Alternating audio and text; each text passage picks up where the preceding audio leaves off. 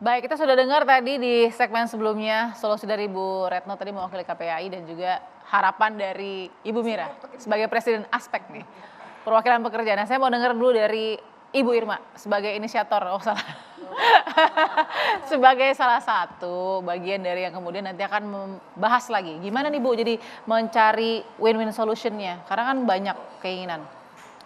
Ya, jadi untuk bisa membuat undang-undang ini bermanfaat, ya undang stakeholdernya. Yang pertama serikat pekerja, yang kedua ya kawan-kawan pengusaha. Jadi DPR nggak boleh jalan sendiri. Gitu.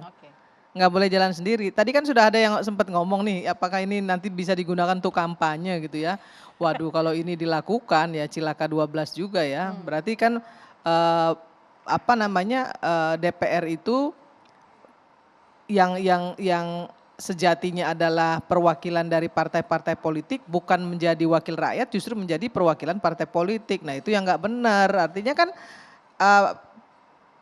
partai harus memberikan diskursus yang baik kepada masyarakat gitu ya. Partai juga harus bertanggung jawab terhadap hal-hal yang berkaitan dengan kemaslahatan rakyat melalui regulasi, nggak bisa juga lepas tangan. Jadi masih harus bahas nih ya, di dissect semua ya masing-masing. Oke, Ibu Yani Motik sebagai HIPI, di Ketua HIPI, gimana jadinya pengusaha? Oke, punya solusi untuk pengusaha dan perempuan nggak? Artinya gini. Kita pisah ya, pengusaha dan perempuan. Ya, sebagai perempuan balik lagi, pasti kita ingin melihat bahwa anak-anak atau cucu-cucu, saya generasinya mungkin satu saat nanti kalau anak saya yang perempuan kerja kan paling nggak cucunya bisa tertangani dengan baik gitu loh, punya kesempatan yang baik. Dan sebagai pengusaha juga tentunya kepingin bahwa perusahaannya bisa langgeng, bisa jalan gitu.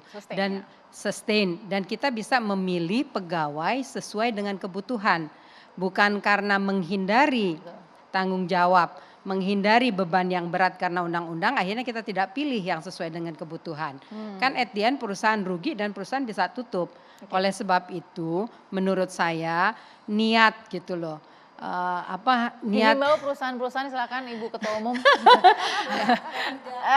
Silakan Ibu. Jadi gimana himbauannya? Niat yang pertama coba deh niat untuk mengusulkan 6 bulan, Mbok ya dipikir lagi yang matang-matang gitu loh. Karena ini tidak bagus buat ekonomi Indonesia. Inisiatif ini dibuat menjelang pemilu apa bagus? Tadi udah dijawab Mbak Irma nggak bagus. Dalam keadaan COVID apa bagus? Lebih buruk gitu. Nah itu ya. Terus yang kedua, kalau isunya adalah bagaimana memberi kesempatan perempuan, tidak harus 6 bulan, apalagi suami dikasih 40 hari. Suami sampai di rumah juga kerjanya nyuruh-nyuruh si Mbak aja tuh jagain jagain anaknya, gitu, nyuruh suster jagain anaknya, dia malah main WA gitu. Malah karena bukan budaya kita gitu. Yang nggak punya Mbak belum tentu juga. Itu anaknya nangis juga dia bingung, dia telepon istrinya lagi kan. Jadi harus ini anak dikasih apa, perlu dikaji lagi. Perlu dikaji gitu. lagi dengan semuanya. Dan solusinya yang terbaik adalah bagaimana memberikan fasilitasi. Kalau toh perlu dibuat regulasi. Regulasi yang ada diterapkan, kasih fasilitasi daycare. Kemudian kalau perlu misalnya tambahan vitamin, susu dan sebagainya, perusahaan akan lebih mau itu. Baik, solusi yang baik, mudah-mudahan. Kasih tahu juga Bu Surya nih kepada pengusaha-pengusaha jangan nakal gitu, jalankan regulasi dengan baik gitu Bu. Kalau perusahaan sudah ada aturannya, perusahaannya nakal, itu bagian hukum untuk penegakan gitu loh. Tinggal perusahaannya ditutup. Mudah-mudahan para pengusaha dan pekerja juga punya harapan, mudah-mudahan di RUU ini nanti Bu Irma yang akan menjaga undang-undang ini, perwakilan perempuan. Terima kasih kepada Ibu Irma Suryani, terima kasih juga Ibu Yani Motik, terima kasih juga Ibu Mirah dan juga Bu Retno yang sudah hadir pada malam hari ini. Kita jumpa lagi minggu depan. Sehat selalu, sampai jumpa.